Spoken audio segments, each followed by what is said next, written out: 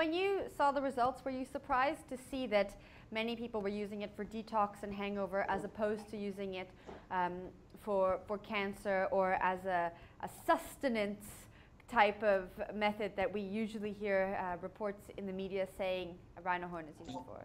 Well, I was surprised because, I mean, the two things that people always say, and I've been to conferences, and I mean, we had so many discussions with so many people, you know, especially when you talk about trade and not to trade, then these are the arguments, and they always told me that, you know, it's for cancer reasons, and the other one is because it might help them, you know, there's for sexual purposes. Mm-hmm. So those were the two reasons. No one ever kind of like suspected, you know, something like a hangover or to detox. So it was an interesting and very, very much so surprising result. Now that we know that many people are using it for hangover and detox, should we be approaching the rhino horn trade differently? I think so.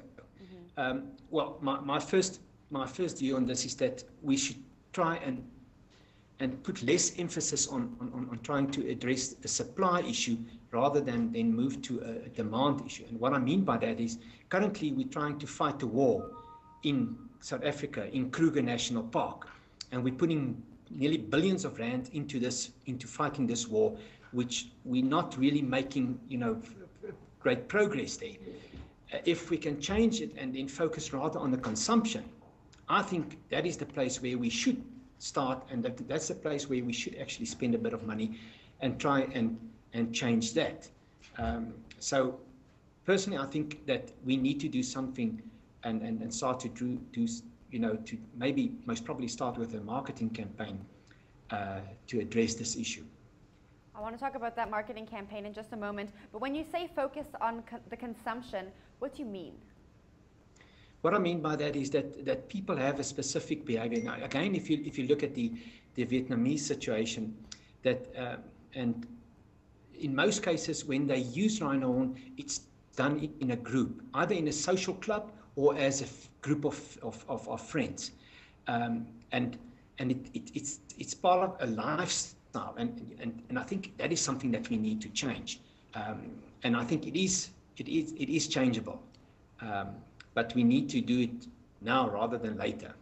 Now, I can only assume that this marketing campaign you're speaking about directly relates to changing the perception when it comes to rhino horn. What would you like to see out of a marketing campaign?